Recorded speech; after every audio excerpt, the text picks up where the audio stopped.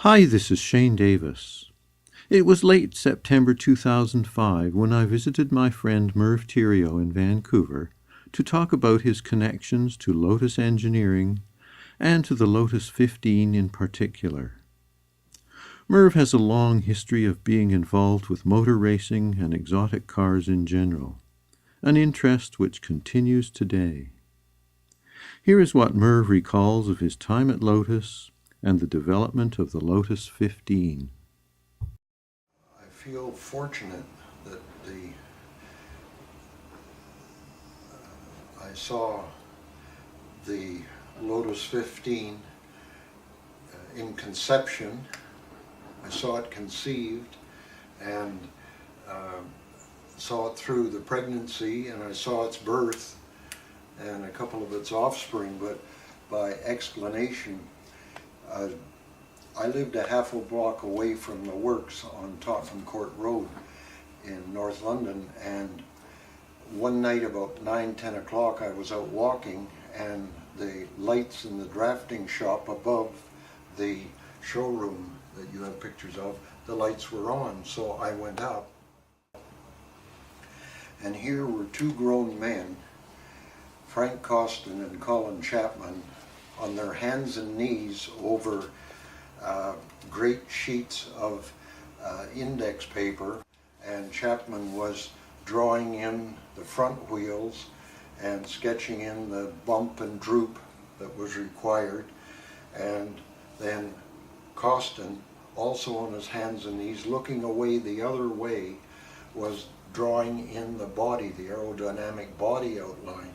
So here were these two genius, attuned. They were only going by reference number, and the other person would then draw in the body line and say his number, and that's how. So when they got to the rear wheels, and Chapman had put in the bump and droop and this, and then Costin did his outline, and Chapman on his hands and knees let out the most orgasmic groan, because he had realized that this hip line was that of a beautiful woman, and that was the conceiving. This was the 15 they were drawing, and that was January. I think maybe March, the first chassis came along.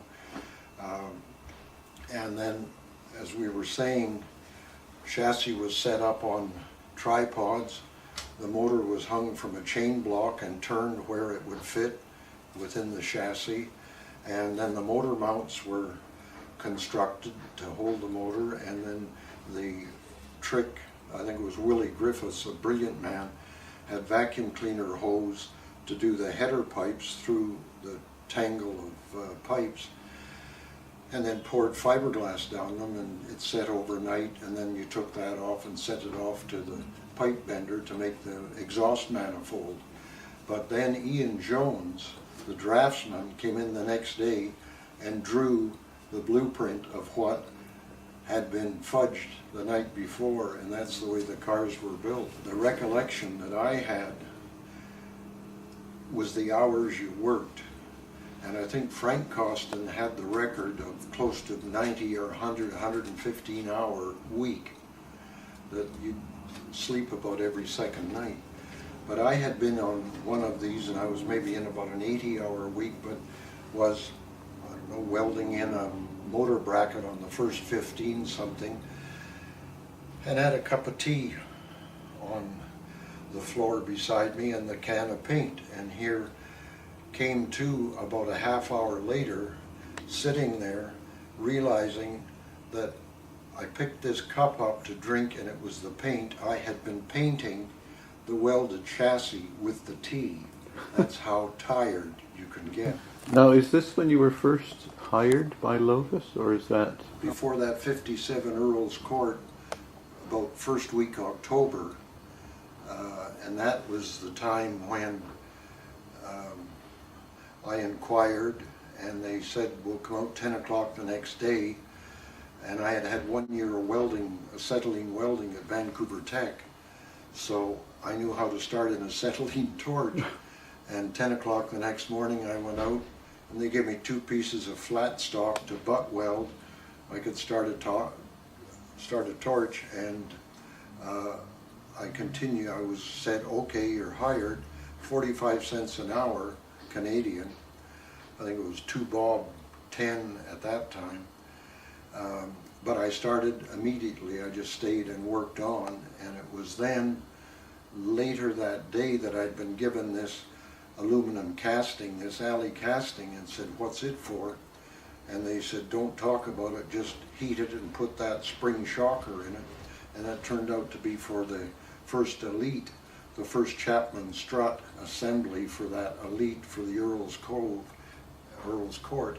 And then I continued on later that night over at the little Edmonton secret garage working with assembling that first Elite, and that was brilliant. After being fortunate to get a job and my head was swimming, just even a bench and making floor pedals, foot pedals for the 11. But then that night to go, here was Costin, Mike Costin, later Cosworth with Keith Duckworth. This is now over at the little Edmonton shop.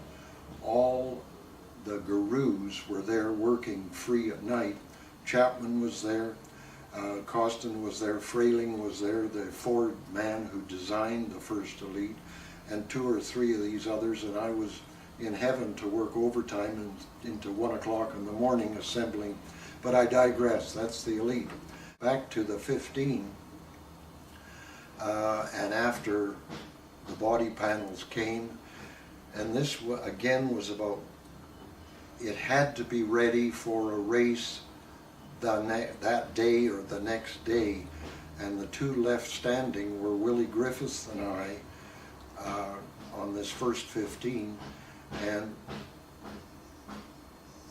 body panels were on, and we bolted the wheels on. Willie put some gas in it, and he said, do you want to have a go? And I said, wow. So here's a brand new car. The motor hadn't been started. I don't know that it had seat belts. We certainly didn't have helmets.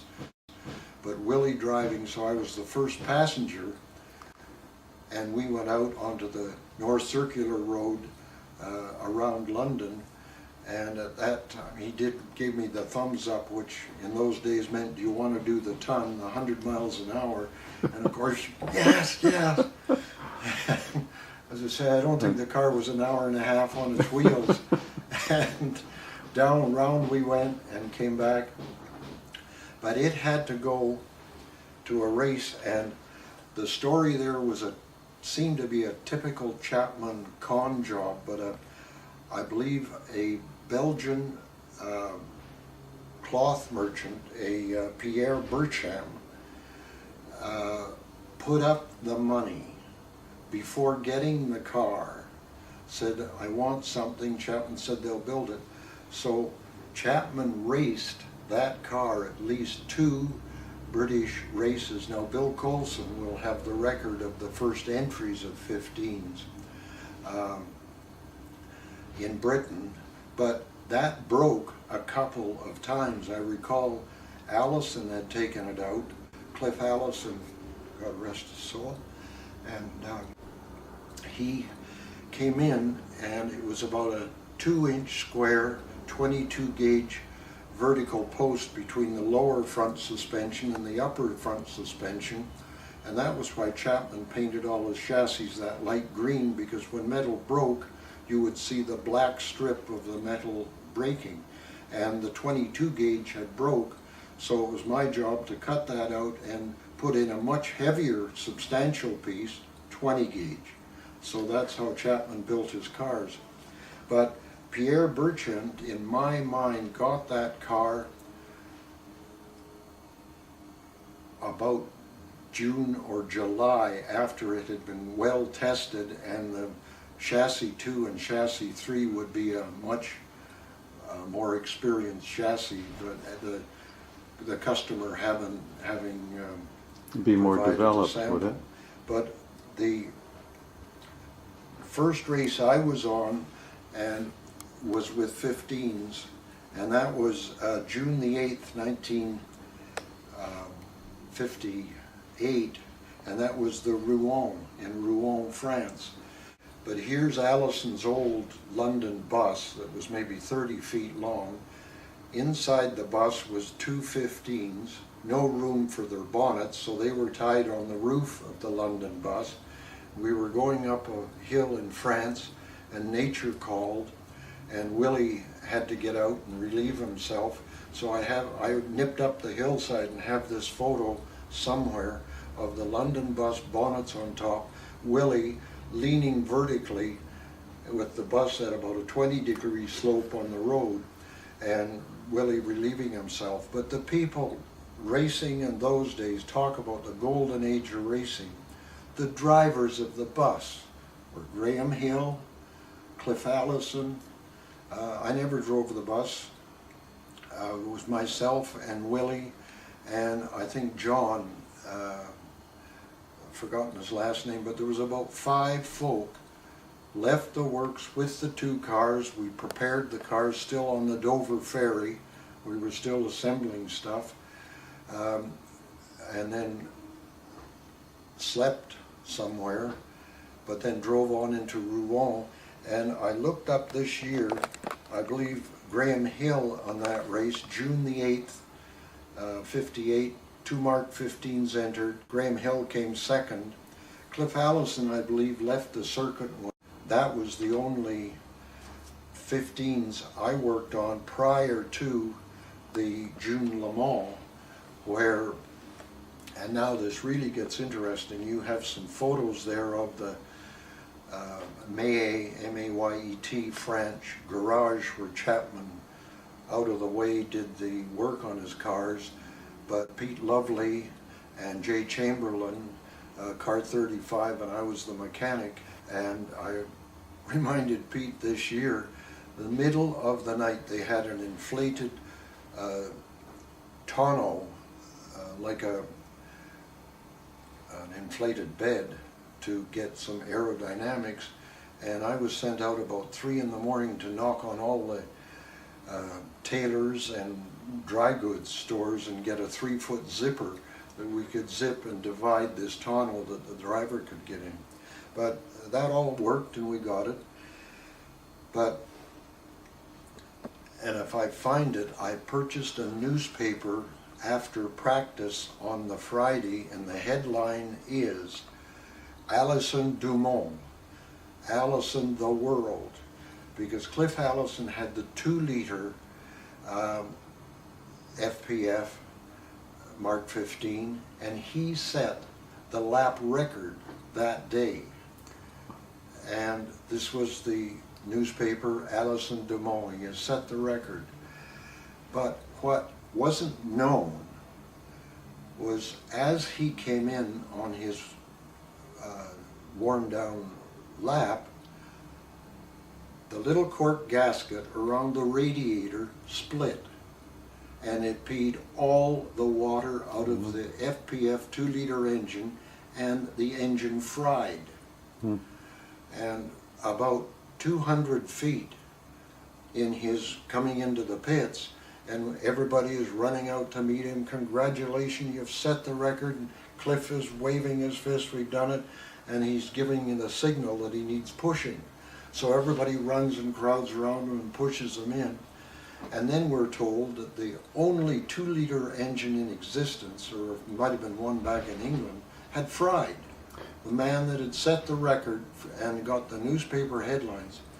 As a result, Porsche took their engines apart that night and reworked them tighter, and I think the records will show only they overstressed them, and only about half the Porsches finished the race. Ferrari won it, Hill Jean de Bien.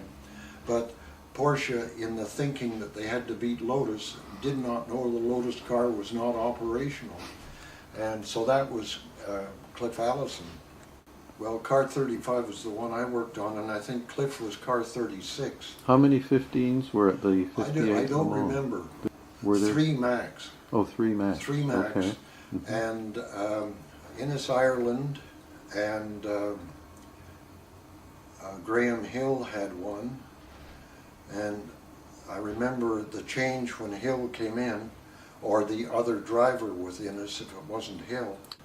But I remember on the pit walk, on the pit bench, as when it was Innes's turn, he was doing leap ups, jump ups to get psyched up, and he leapt off that pit counter into that car and was gone like a shot. He was racing before he got into the car. That was, you were in the Pete Lovely pit, weren't you? Or was it just the single Lotus The race pit? starts at 4 o'clock. Right. And they had all got away, and it was good weather, sunshine, till about 8 o'clock. And the clouds absolutely empty, and you have that slide that I took of the half-covered bleachers. People just doubled up and were back in the bleachers, and the rain was absolutely torrential. And it was then, just during that, in this rain, Chamberlain was driving, and under the Dunlop Bridge, it was his right front, nicked a Peugeot, Renault, something, and he crashed. And then that story, which the rumor that has come out, that at about midnight when he crashed, some French businessman having a glass of wine by the circuit saw the driver, Chamberlain, was knocked out into the circuit, and this man hopped the fence and went out and pulled Chamberlain off the circuit. That picture on the poster is when I went down about 8, 9 o'clock in the morning and took a picture of the crashed car that was still there. I think that was my experience with 15s. After that, I went other British circuits, but it was with the 12, with the single Cedar. And other, because there was about a dozen mechanics, and you would work on a car, and the reason that I think I had Lovely's car is probably I'd helped build it. You know, they would leave a mechanic to build a car and then take it to a circuit, so it was sort of car and mechanics. But after that, it was mostly 12s, and then worked on that first 16, the front engine Lotus 16, which is now, in these last years of historic racing, is beating, they finally got it sorted out after 40 years, it's beating in the F1 class historics. But so with the 15, that developed directly from the 11, didn't it? yes. So how did Colin Chapman reason this? He knew that the 11 was fast and it was light and it was very maneuverable. So he developed the 15 with those principles but made a larger car? In between the 11 with the FWA 1100 engine, and then they sleeved that down to the 750 that won the index in 57. They also bored out that FWA engine. It was called the FWB, but it was a single cam 1500cc. So there was a few of those went into 11s. And this was just about the second year of disc brakes. And they were doing well, and it was then that reaching for something better that in January 58, as I say, the conception of the 15 came out that had the double knocker, and somewhere you could find out when Coventry Climax made that double cam FPF available, that it would be sometime in there. I think Cooper was using it the fall of 57, but it was as materials came available, and you know, Chapman had this extraordinary ingeniousness of bringing together the best, and he had devised the Chapman strut in that October 57 Elite, but then the 15 had it. prior to that, the 11s all had the heavier de Dion tube for their independent rear end.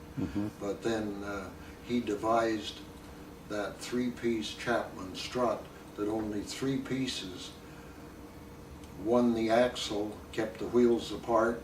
Two, the shocker kept the weight on it, and then a trailing or a forward arm to the body gave the suspension. So he reduced the sprung weight down considerably with that design, and so the 15 had that advantage. And then the larger engine.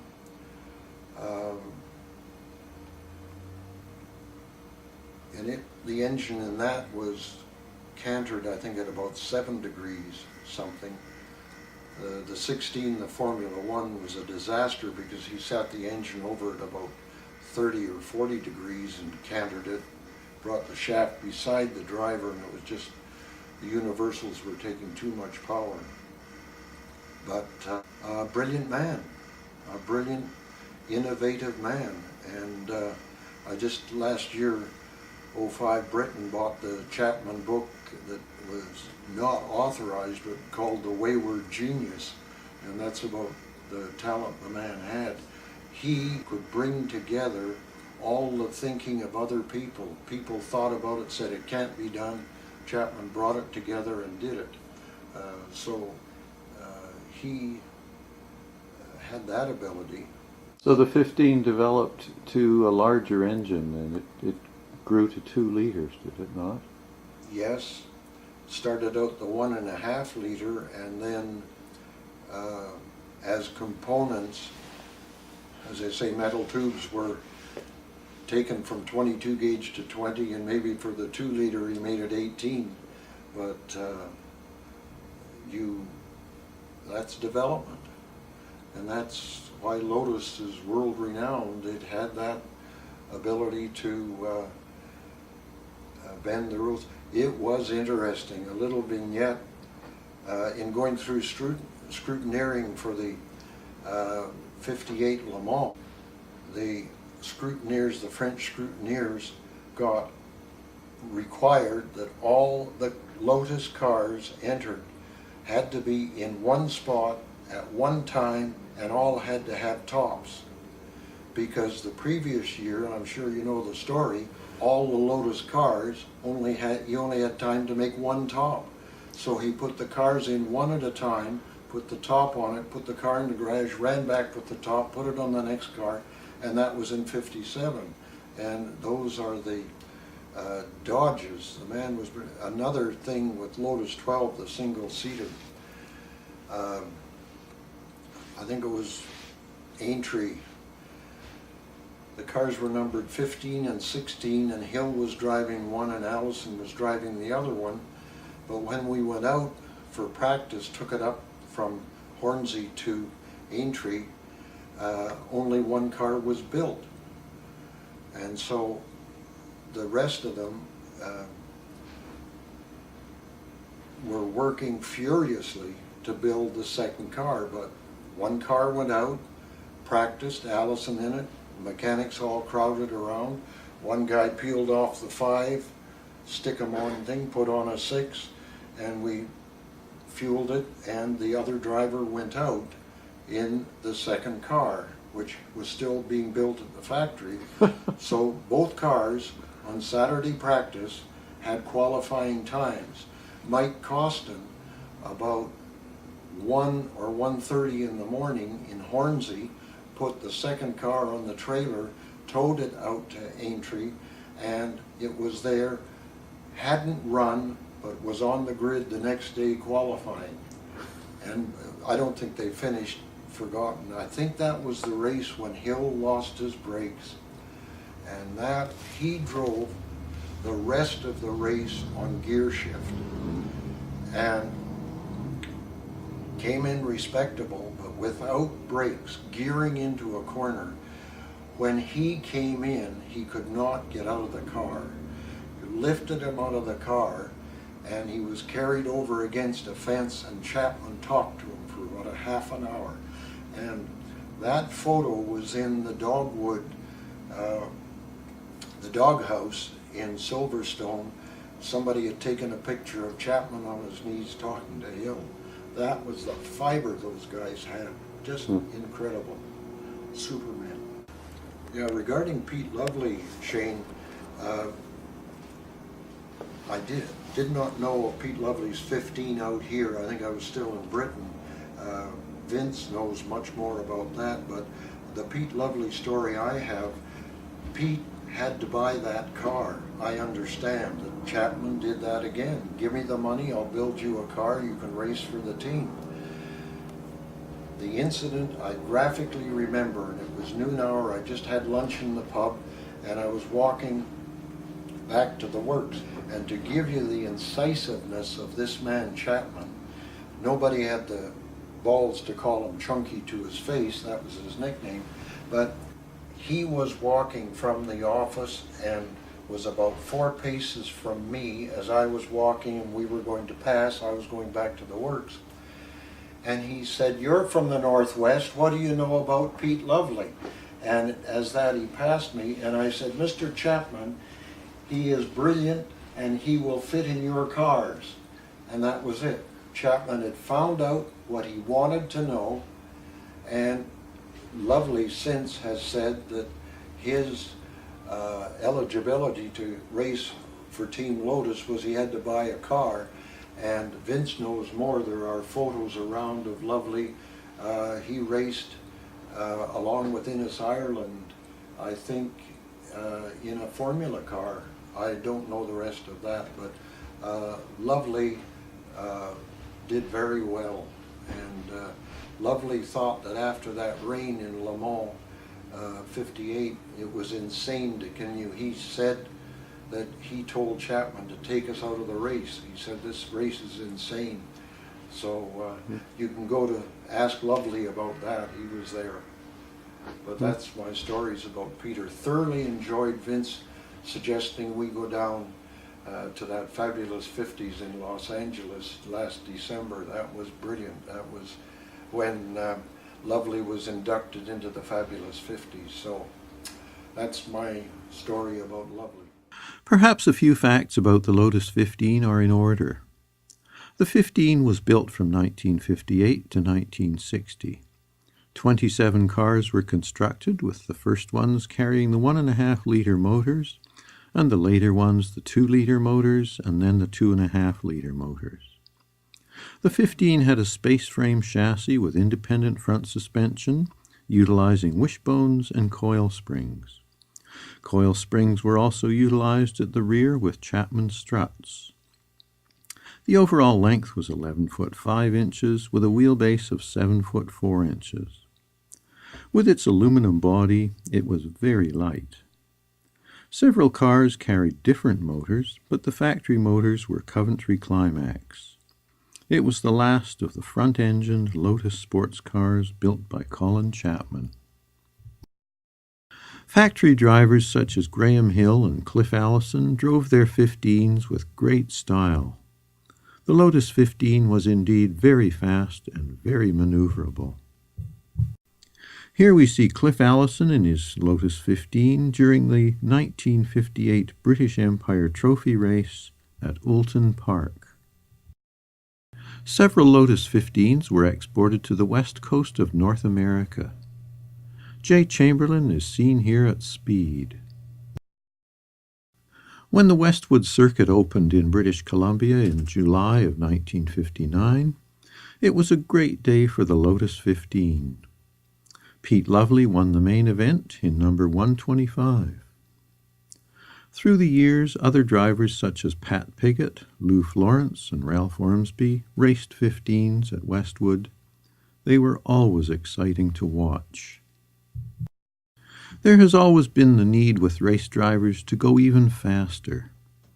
Some Lotus 15s had bigger, more powerful motors installed, such as this Lotus Buick. In recent years, with the popularity of vintage racing, 15s are campaigned in many countries of the world.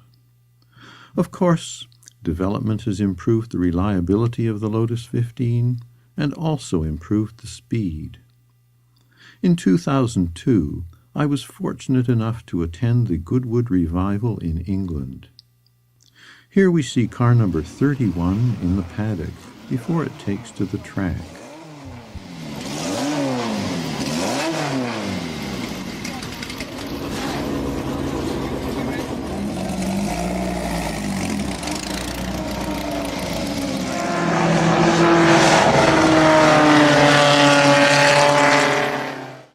This year is 2008. That is 50 years since the inception of the Lotus 15. I asked Merv Thierrault how his days at Lotus had affected his life. Here is what he said. I think that ability to stay on one's feet and work when dog-tired, and it was just when I then started the business, I had an apprenticeship with how to live without sleep. Thank you. 2008 marks the 50th year of the birth of the Lotus 15. Celebrations of this remarkable event are well in order. Many thanks to Merv Thierrault for sharing his memories and experiences of working at Lotus Engineering.